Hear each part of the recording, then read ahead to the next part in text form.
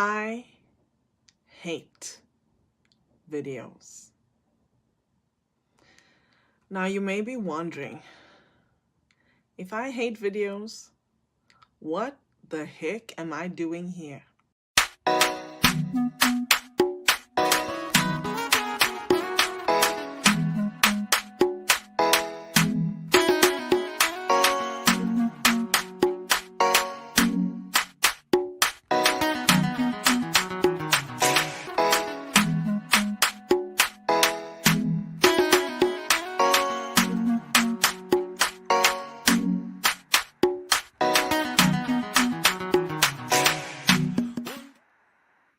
Woohoo! Happy Friday, everyone.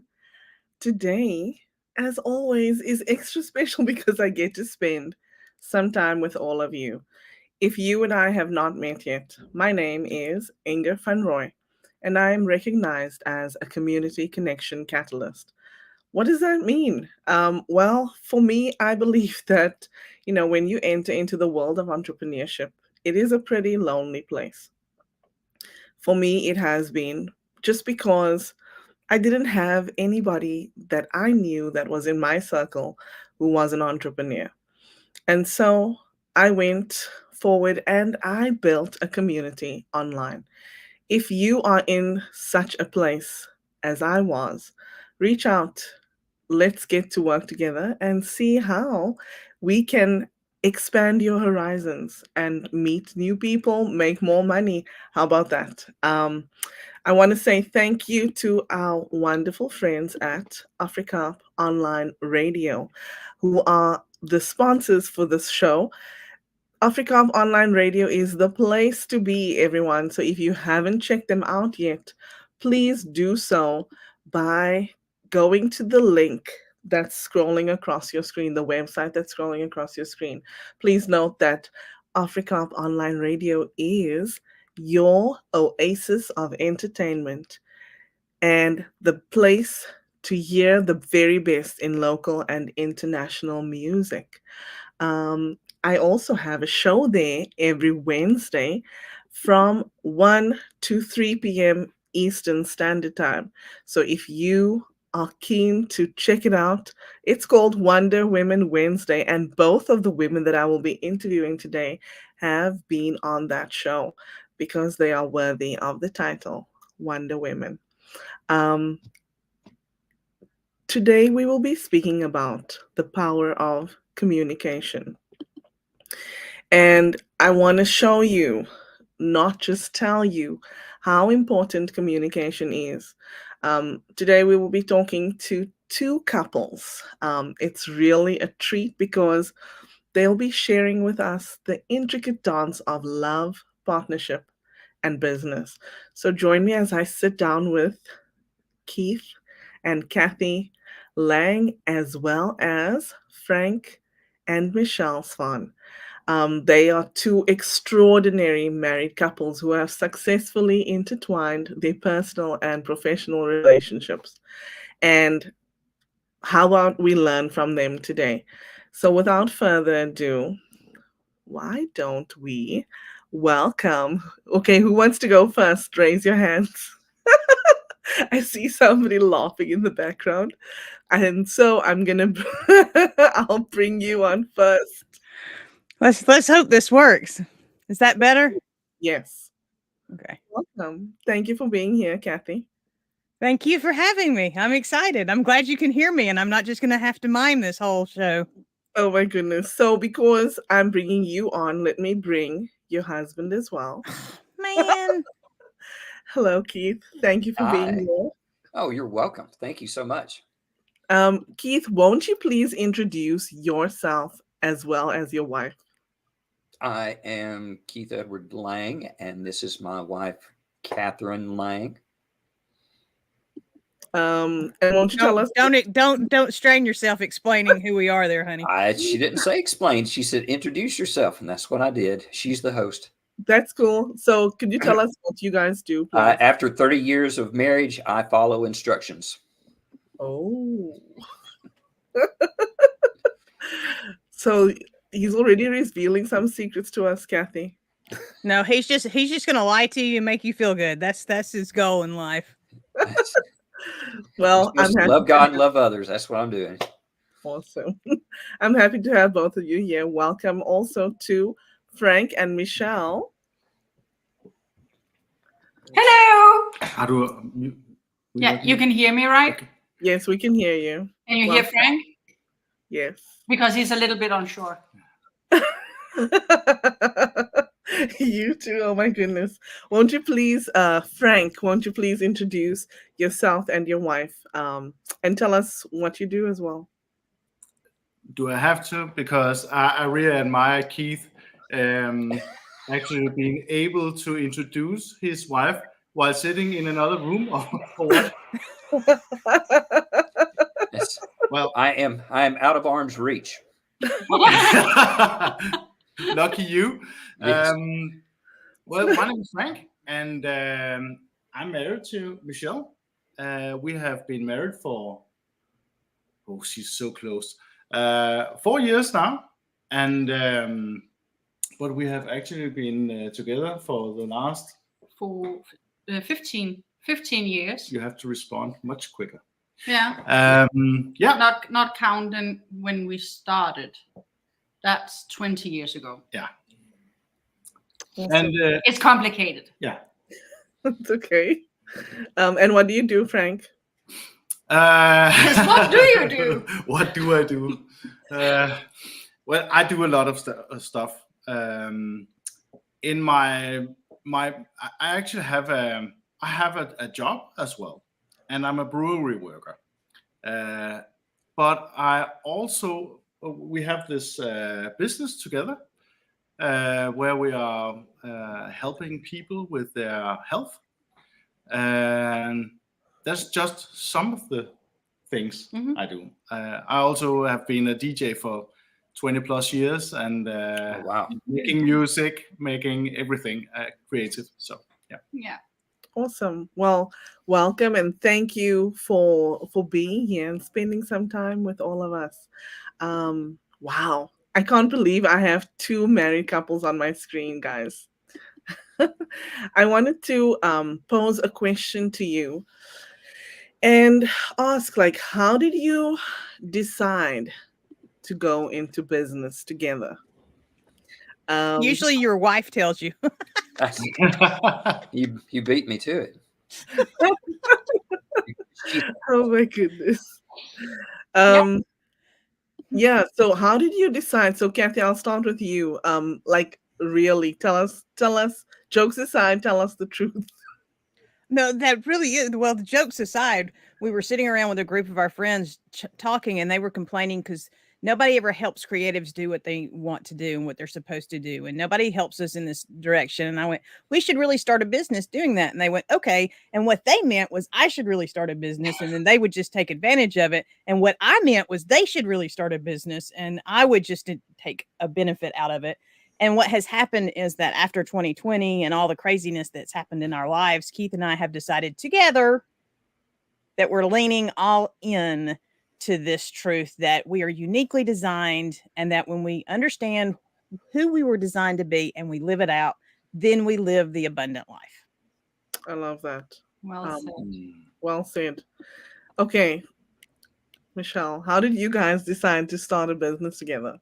See, it's about 11 years ago. And I remember that we were going to talk with one of Frank's friends, acquaintances, and we were going to talk about something. And the first thing that he said was, remember, no matter what he says, we're not going to make a decision today. Okay. Yeah. Right. So, but yeah, I was in love back then. Sorry. So I did what he said.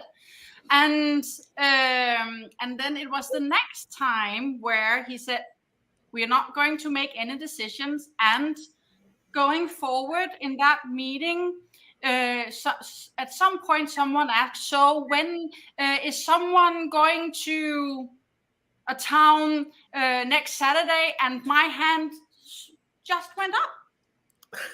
And I was sitting like this, get your hands down, get your hands down. So, yeah, but, and no, Frank and I, we have similar values all the way through.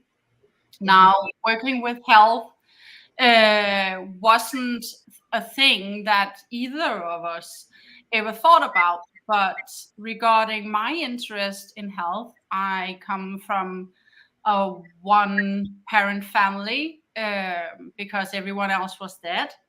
And she was very sick. So my perspective on life and on health, yeah, that's why I got interested in this topic. Mhm. And regarding Frank, he just did what I said. No, no, we actually talked it through, and we made a decision actually to work together, but two different ways. Also because we still wanted to be together 10 years later.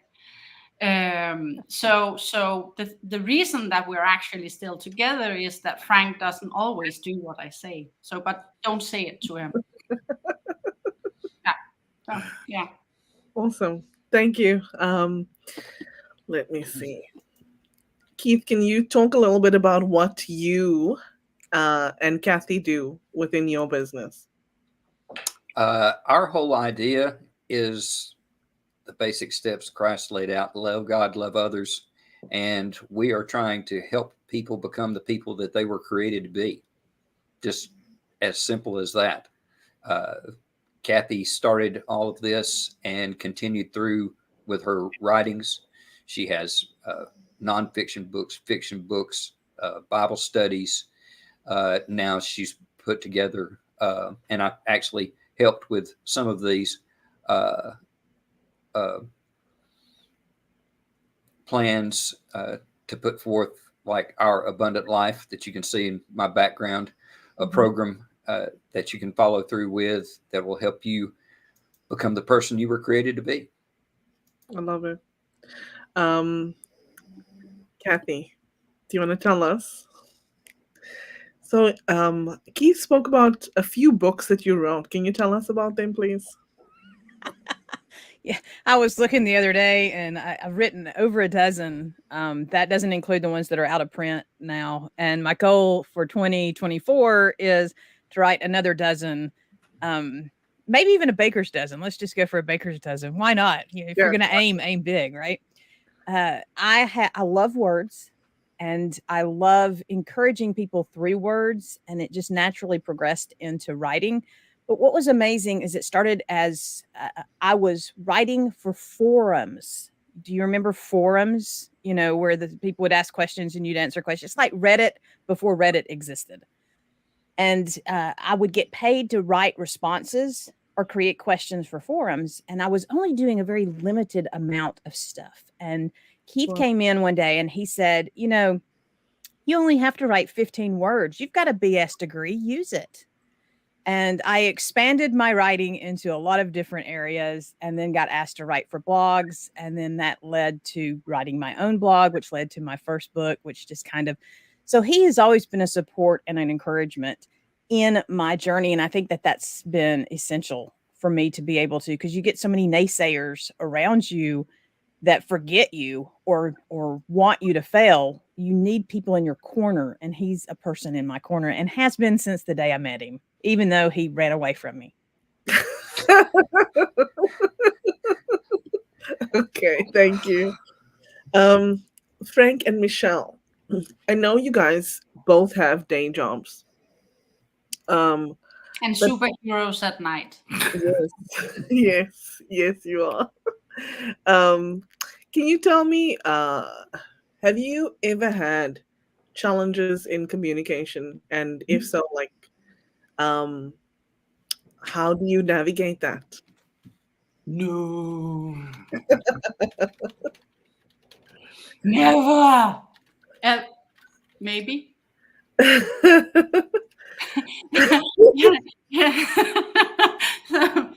Yeah. You want to go first? No, you go first. Okay. Smart man, smart man. Scared man. Let me see. Communication regarding business, right? Yes. Because this is being sent where people actually can see it and hear it. So yeah, let's keep it to business. So yeah, difficulties. Yeah, because I started out, and my nature is that I'm as a train, not one of the slow ones, but the quick, really 100 kilometers, like 500 kilometers an hour when I get started with something. And if everyone around me isn't on board, too bad for them. So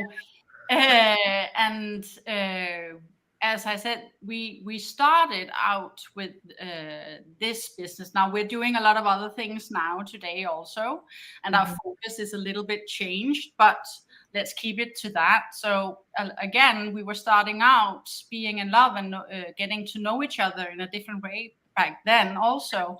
So yeah, the good thing is I had just taken a therapist education regarding couples therapy. So I was reading a lot of books, and that is why we're sitting here together today, because there was a lot about listening and how you actually communicated. And good for Frank, because I learned that how to communicate without yelling. Honestly, the way that I was brought up was, if you want something, you got to fight and yell. And Frank is brought up with a nuclear family with two other brothers, not nuclear in kaboom, not like that. That's our family, but you know, with two brothers and a father and a mother, and fairly normal. So so we had some things to talk about. And now this is about working together and communicating in business, but I don't see it different. You have to talk with each other and listen. And my problem was actually sometimes listening without having an answer, or thinking about an answer. So or thinking about what he had to say or what I wanted him to say. Yeah. So it's been a journey. It still is a wonderful journey. And regarding what you said, Kathy, that I really resonate with that, because Frank has always been in my corner.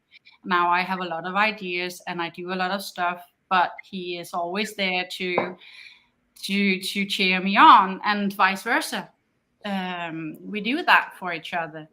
And also, but the other thing is also sometimes kicking the other part in the behind, when we can see that there is something that they're not doing, but they have the potential.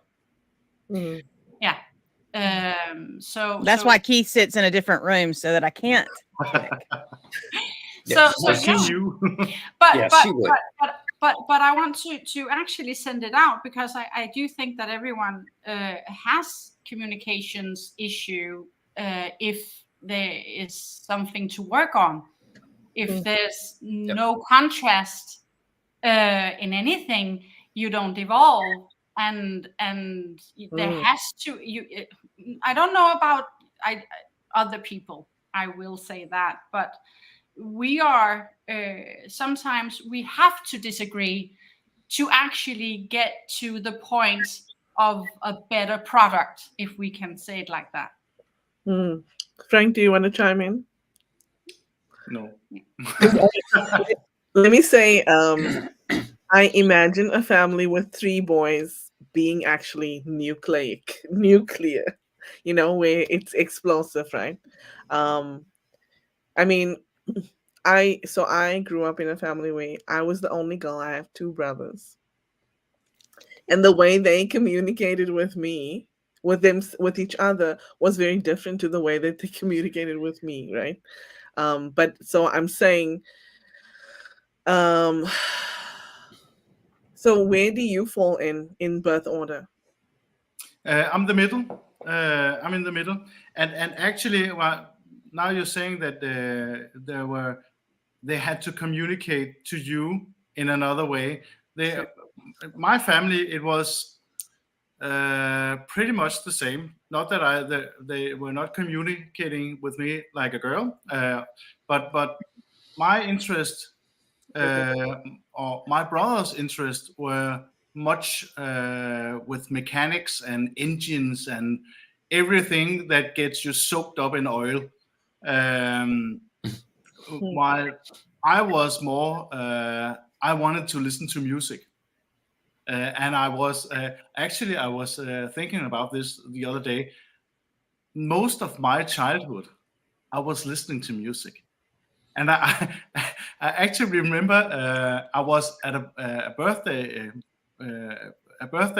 with one of my classmates. I think maybe 11 or 12 years old, and everybody was playing football, and I was sitting listening to music in the in the birthday child's room.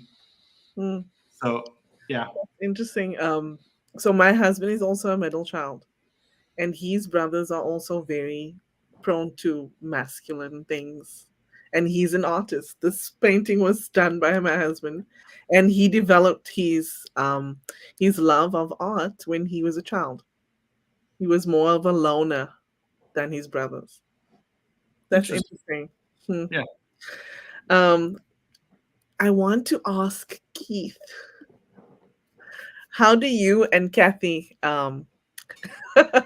navigate challenges in communication? Well, navigate. Okay. I guess I'd need a springboard off the rest of you. Excuse me. Everybody seems to have brothers and sisters at the least. I'm an only adopted, so I come at things way different. My communication, I learned how to deal with adults when I should have been learning how to deal with my peers, and I still really am that way. It's I can deal with adults better than I can kids, is because I never really learned how to do it because I didn't have to deal with it on a daily basis without anywhere to go. I mean, like you guys you were stuck with your family. I mean, you had brothers and sisters on either side, and things were going on, and you had to learn to deal with that, the good stuff, the bad stuff, and the in between. And gosh, it really wasn't until Kathy and I had been married a few years and we started having children that's when I really started learning how to deal with like kids. Mm-hmm. And it's a very different perspective for me in that, because you don't get the basis that most people would have by learning to have to deal with someone who's angry, someone who's sad, outside of yourself on a day in and day out basis. I just never had to do any of that. So it was a pitfall in my communication. And but with Kathy and I, we have slowly learned. Now I like to say that she's a free flower and I'm concrete. That's just the kind of people we are. She can roll with things, and I like 1, 2, 3, ABC. But together,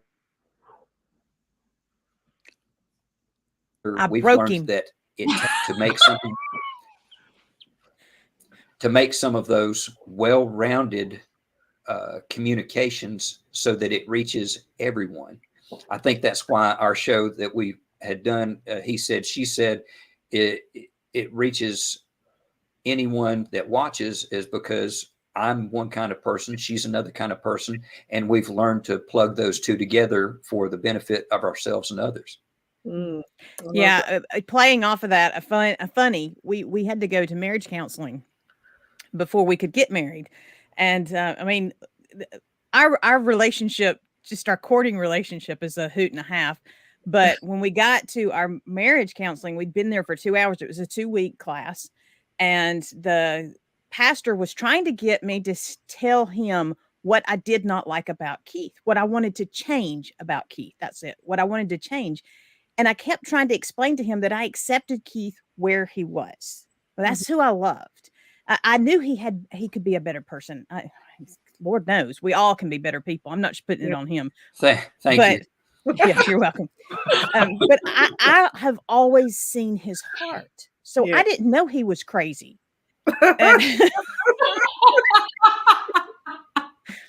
And then the pastor asked Keith to try to tell him what he wanted to change about me, and Keith had almost the exact same answer.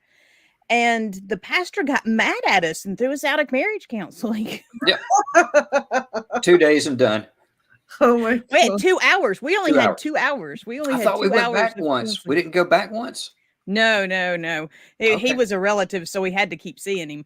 But he never counseled us again, because we accepted each other where we are. And I think that's key to communication.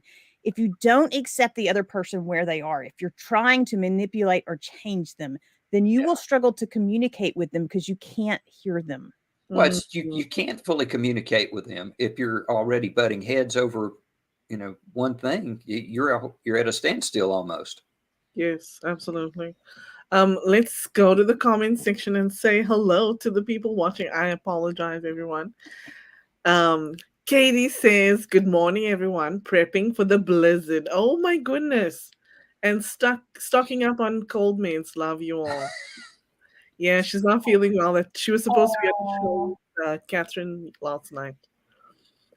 We also have Dorothy saying good morning. So nice to see you, Dorothy. So Katie's joining us from Wisconsin. Dorothy is in Ontario, in Canada, but 4 hours away from me. And then we have Ruth Agbuloso saying hello. This is a great topic. Thank you for joining us. Katie is saying hi to you, lovely Wonder Women. She knows you too. And she says, Michelle, we just sipped our coffee at the same time. Oh my goodness. My coffee girl. Oh my gosh. So Katie says, I've always wanted to write a book. I have many ideas and notes in my journals. Katie, we should talk about that. Kathryn said, I actually have a course for writing your book in 8 weeks. Wow. Yeah, sometimes it feels like that's fast, right? 8 weeks can be pretty quick, go by pretty quickly, but it can also be slow and you'll have enough time.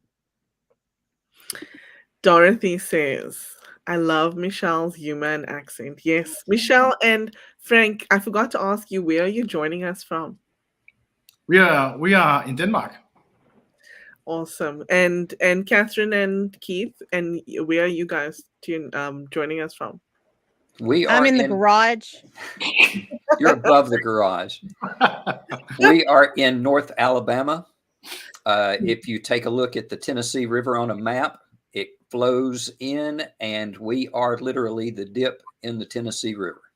Oh, cool. Beautiful Lake Gunnersville. Great. Nice. We have Mian Usman Salim saying, Michelle, glad to connect and learn more from you. And we have, oh my goodness, we have Jamie. Oh, Jamie is not too far from Toronto. I actually got to meet him in 2022. Nice to see you, Jamie. He works on a ship, and he's usually on the ship for for at least a couple of weeks. So I don't get to see him often. So he's probably at home right now.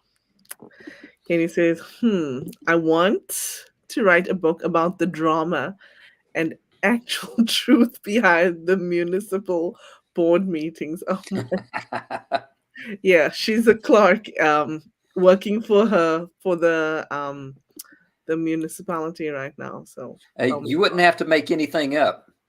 yeah, Not at all. I like to go to court hearings and steal dialogue. what? Don't they kick you out? No, No, you you can go if in it's a and sit and public, if listen. it's You Sure. steal dialogue. I thought you said you still dialogue, as in you still speak. Okay, so you go. no. I try not to speak. The judge gets very upset. You can't even take your shoes off in court. Apparently, I didn't know that. It's like we live in the South. I thought you could do anything down here. Oh my god. No white after Labor Day. Well, that's true. All right. Keith, As long this as is we for get that you. clear. This is for you. Won't you please read that for us? That's exactly. Yeah. The truth is Read the it best out loud. Dirt. The truth is the best dirt ever. Oh my gosh. Yes. Isn't that the truth? So, let's see. Michelle and Frank. Hmm. How do you maintain a balance between personal and work life, since that is like an amalgamation when you guys are together?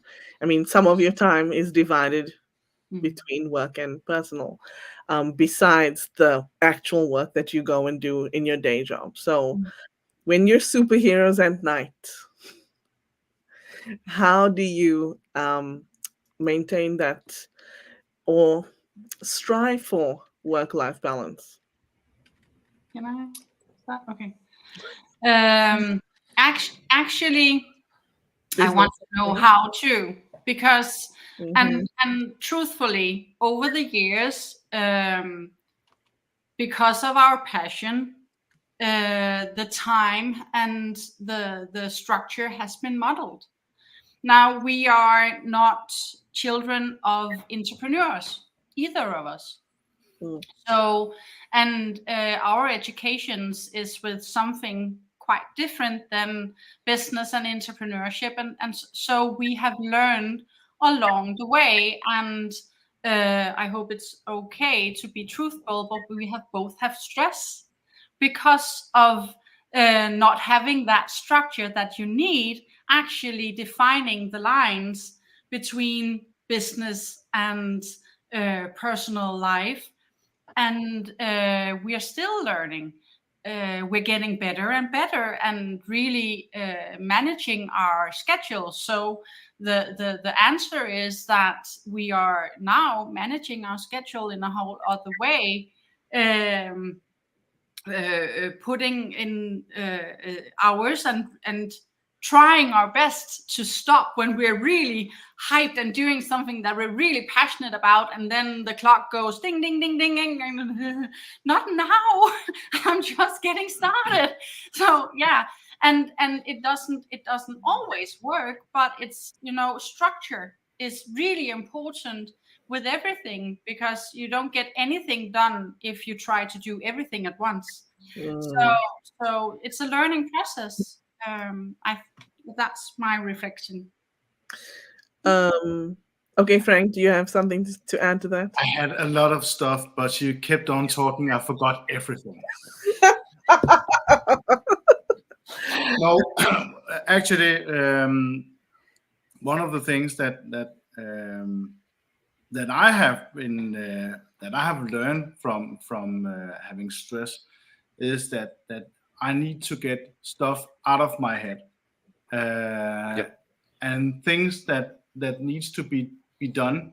I very often I break it up and into smaller pieces, and maybe sometimes when I'm sitting here at the table with my computer editing a video or doing something ready for launch, it could be anything.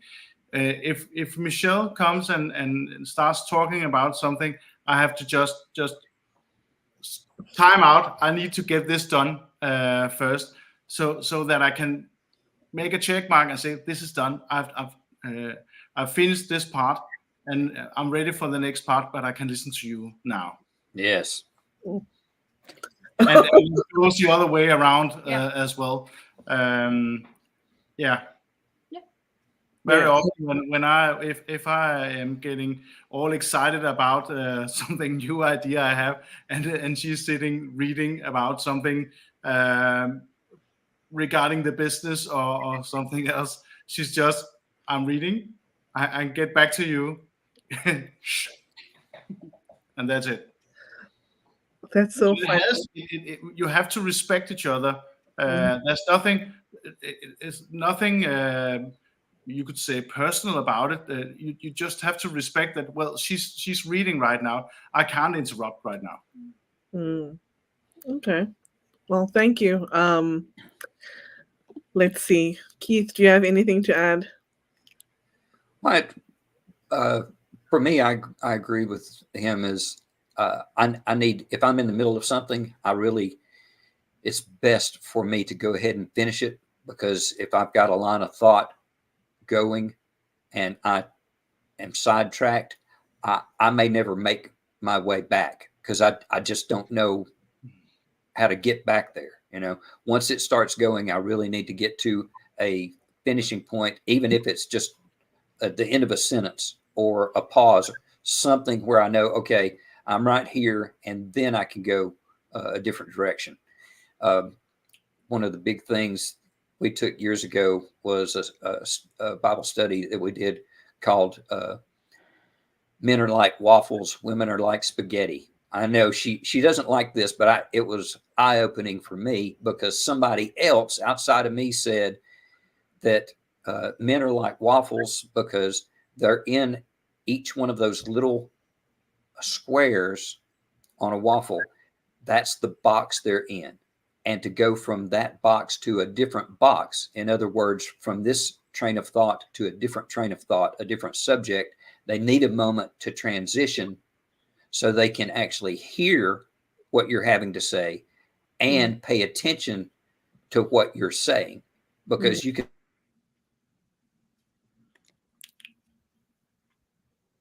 We got some wind up here right now. That's okay. We'll just wait for him. I love that face.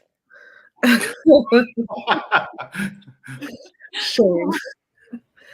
Women are like spaghetti in this book. I'm not saying I agree with everything in the book, Kathy, but women are like spaghetti says that everything relates to everything else. Because sometimes she'll just walk up to me and say a statement, and I look at her and go, where did that come from? And her question is, do you really want to know?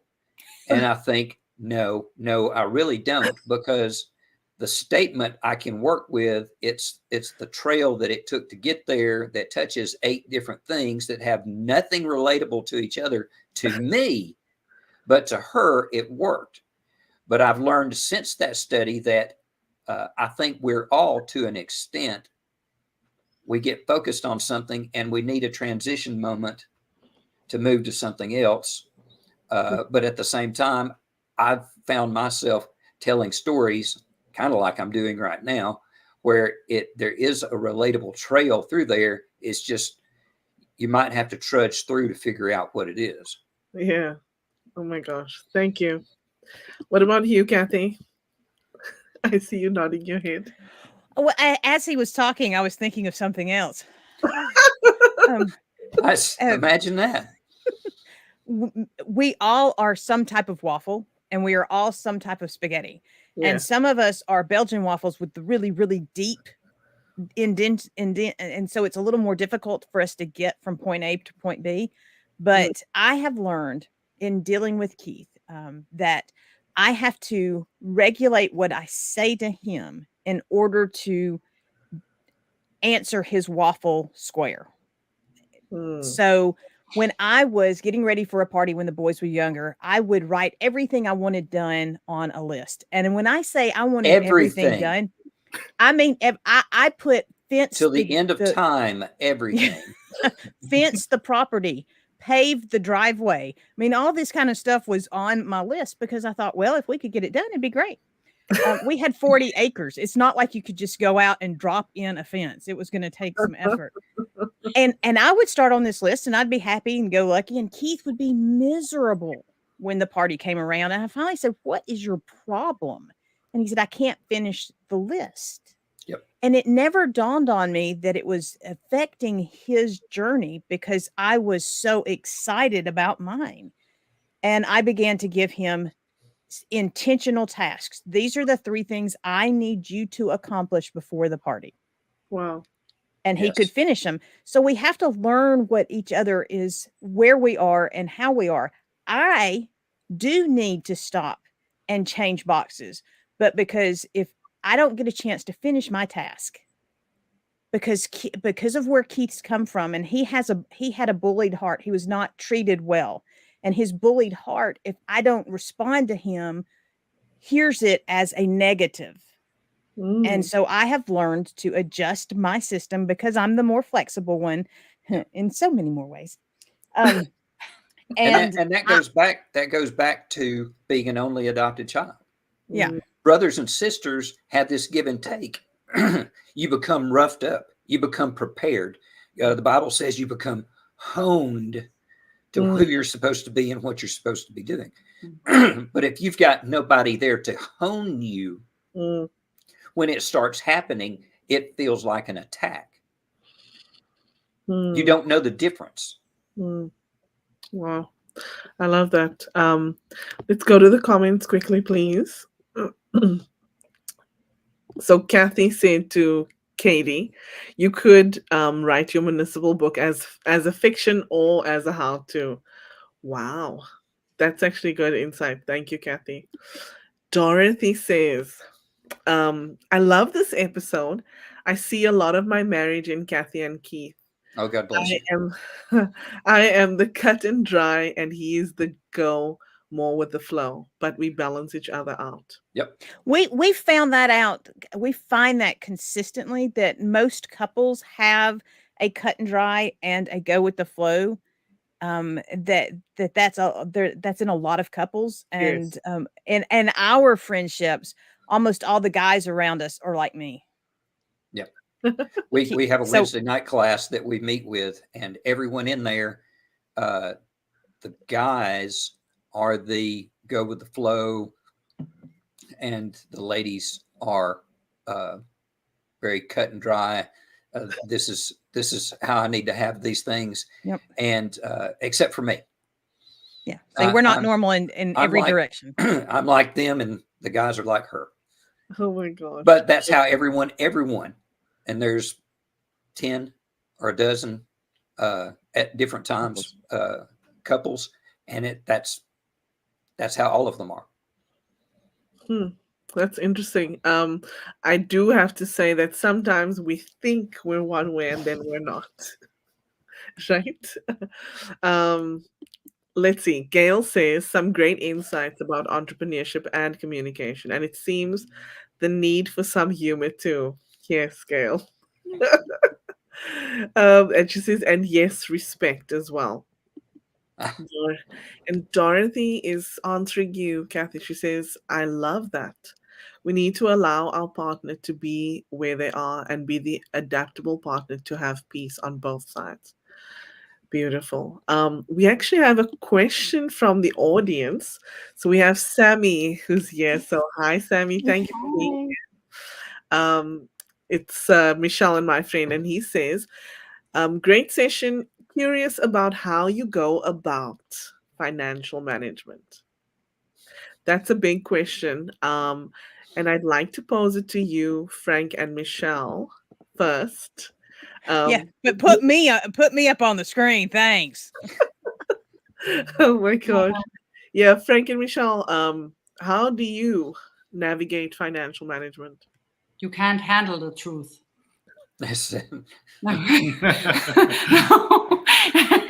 No, actually, yeah, again, going back to the truth, I'm all about the truth and authentic, and it's not pretty.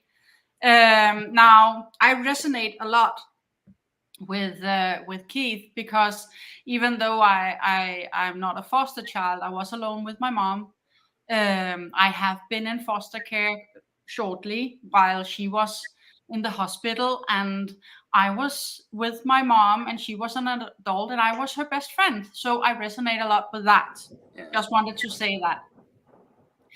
And the way I was brought up was that you borrow money from the bank and then you buy stuff. And if you don't have any money, then you keep on borrowing. So when I was a young adult, I kept on doing that because that was what I was brought up with. So when I started going out with Frank, and he was brought up in a whole other way, he actually had money in the bank. That quickly disappeared when he met me. Very but anyway, quickly. so now, and I had a lot of issues with money because I had constantly been seen my life that money wasn't good. So I had a bad relationship with money. Money didn't want to be my friend. I actually also that's a good thing, because now I'm really interested in it, and I love teaching about it, how to get friendly with money. But anyway, so that has been a process too, and again, coming down to looking inside, respecting each other, and actually listening. And a big part of it has been me learning a lot from Frank and how he was brought up. Now, my mom, she was a wonderful woman, a big heart, and she found love out of anything. So nothing bad about her. She took and brought me up out of nothing. So good for her, and good for that, and I'm proud of her. But she didn't give me that, and I got that from Frank, because I actually didn't say that I knew better. And I certainly didn't say that he knew better, but I made him think something like that. But yeah, so yeah. I'm very good with words. So yeah, no mind games, not at all, but very good with words. And it's been a learning process. And we have joint accounts, and we have separate accounts. Because we need to be individuals too. I need to have my space, and he has to have his space. Again, learning together. And I'm totally honest. I have learned a lot by just putting down my weapons and just accepting that there were some things that I needed to learn, and he knew better. Frank, would you like to accept the flowers she gave you? That's nice. Yes, but like Michelle said, I had a different background. I had learned about money somewhat different than Michelle, but also my parents taught me that if you want something, you have to go borrow the money in the bank. And I think it was maybe 10 years ago, 15 years ago, I stopped and thought, that's a shitty advice. It all comes down to how we are managing money in our young adulthood. And I think that and that's something that I want us to teach our children, that they have to maybe I don't want to use the word prepare, but they have to from early on set some money aside to maybe if they want to go buy an apartment or something like that, so that they don't start from scratch going to the bank and borrow all the money. Yeah, hope it makes sense. Yes, it does. Thank you. Let's see, Keith, Do you have something No, Keith doesn't have anything to say about finances. I would really love to hear Keith. I have lots to say about it. Growing up, I can remember that Mom always told me. She said, it was kind of odd that you never really asked for much, but at the same time, being an only adopted, if I did ask, I pretty well got it, and that was nice at the time, but did not prepare me for, quote, the real world.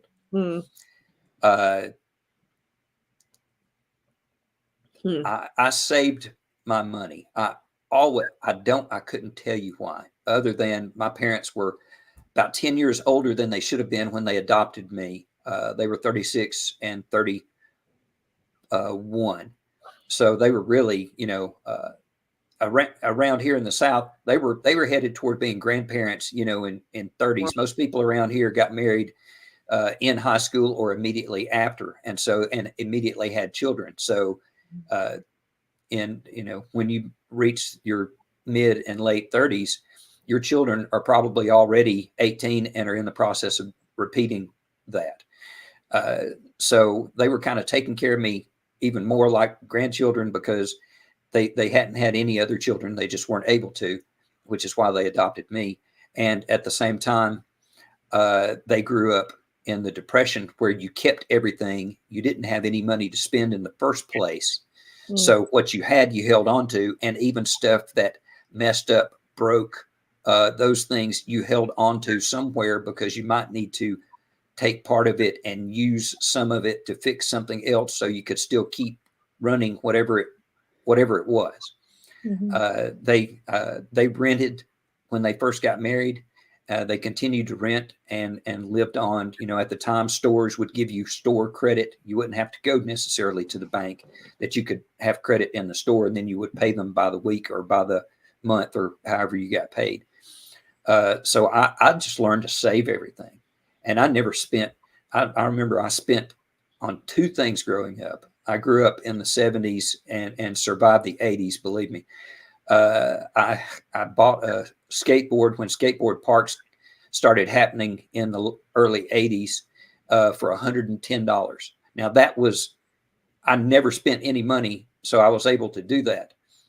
And then a few years later, I actually bought before four-wheelers, there were three-wheelers. And I bought one of those for, I think, $850 when I was maybe 15 years old, something like that. So I had the ability to save. I just never would spend unless it was something I really, really, really wanted. But Mom and Dad, they rented until they could make a down payment, and then they purchased small and worked their way up. And that was my experience. Now, Kathy's experience is going to be different than that. She lived in a few different places, multiple houses. I remember growing up in one house until I was 10, and then another house until literally Kathy and I got married when I was 27. I mean, that was it. Outside of college. And she could tell you a very different story with her background with saving and spending. Let me. Okay, Kathy, would you like to answer that? No, I would not. But I will say this: after 2020, we got hit by a tornado, and after the tornado, one of the things Keith and I agreed on was we were not going to make any decisions out of fear. And I think that's what gets most of us in trouble in finances. So to go back and answer the original question, when it comes to financial management, if you're responding to your finances out of fear, you're going to end up in a ditch every single time. Your emotions will always drive you into a ditch. Yes. You need to take the time to be honest with where you are, honest about what you're willing to do to get to where you want to go, and then make your choices in a place of peace. Now, when you're doing something different, you're always going to have that butterfly in your stomach kind of feeling, you know, like when you jump off the high dive, when you first get to the edge of the high dive, you're like, what was I thinking? We used to go jump off cliffs.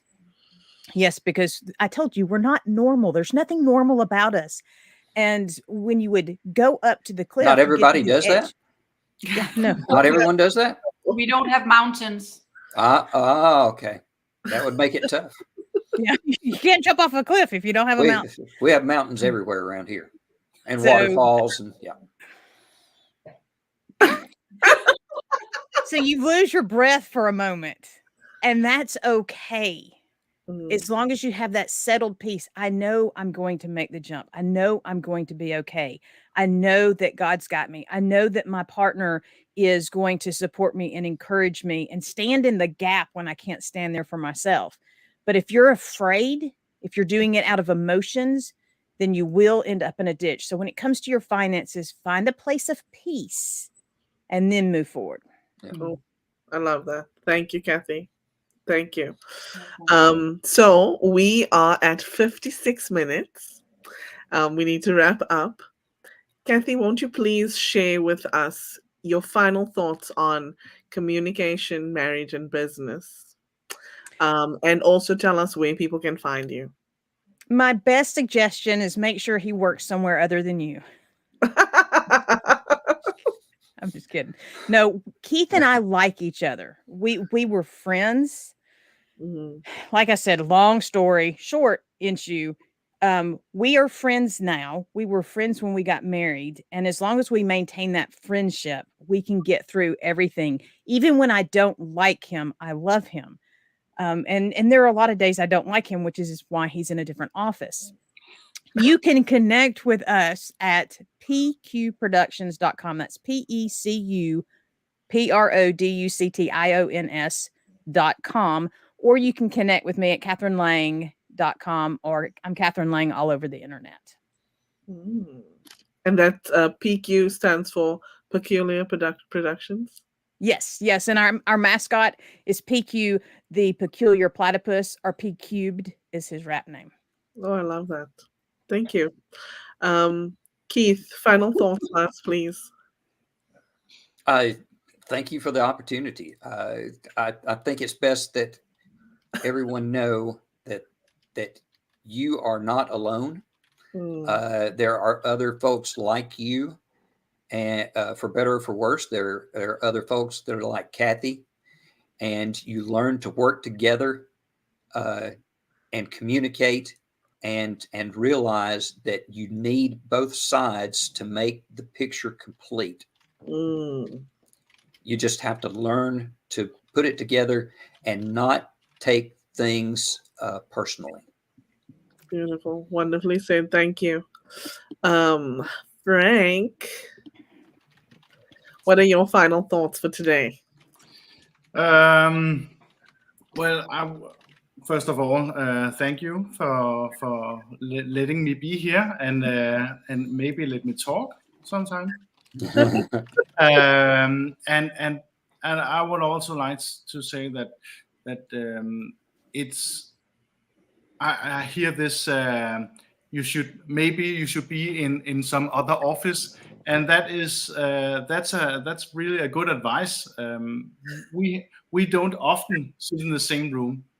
We're married. We're married, yeah, and very often if We don't even sit next to each other at the table. And sometimes if Michelle is sitting down here in our living room working, I might go upstairs because very often if we're working on different parts of either our common projects or business, or maybe if Michelle is working at our or her day job, then I don't want to get interrupted, and vice versa. So very often I sit upstairs, and then we meet at lunch, or maybe if I go get a cup of coffee or something like that. Yeah. So to maintain our individual flow, it's necessary, I think, to maybe be in a separate room sometimes. Mm. Hmm. Solid advice. What about you, Michelle? Yeah, but I agree. And again, it's not only business. If you want marriage to actually flourish, you need to be apart sometimes. Now, Frank was before we got married and before we became um, got together. We were friends, and he is my best friend, confident, and the one of the few people on earth that I trust. So that can actually take its toll on the loving part of a relationship. Either if it's business or marriage, you need to have distance. You need to have the opportunity to actually miss the other person and to be yourself, because we are individuals and we need to see ourselves as individuals Mm. and what is best for us. So that's also that. And where you can find us, I think, also is the question. Yeah, my landing page is getting made, but the quickest way to get in touch with us is on LinkedIn. Awesome.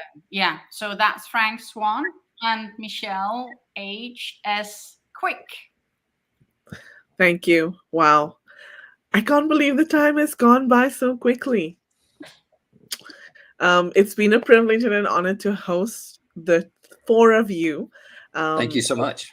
it's a pleasure. And thank you. Thank you for your time. Thank you for being here with me. If you like, I'll put you guys in the green room and I'll wrap up the show. Okay. If you're still watching, thank you for spending this time with us. I want to highlight something that Katie said. She says, my mom's email and online handle used to refer to the peculiar people. Blessed are they. Catherine is answering with, she says, Katie McDermott, Second Peter 2, verse 9. We are called to be peculiar. That's kind of where we started. I love it. I hope that you enjoyed this episode, whoever you are and wherever you're watching from. I want to wish you a wonderful weekend. And please come back next week. We will be chatting with some people with regards to collaboration. Until then, make it an amazing week, and I'll see you next week. Take care. Be blessed. See you soon.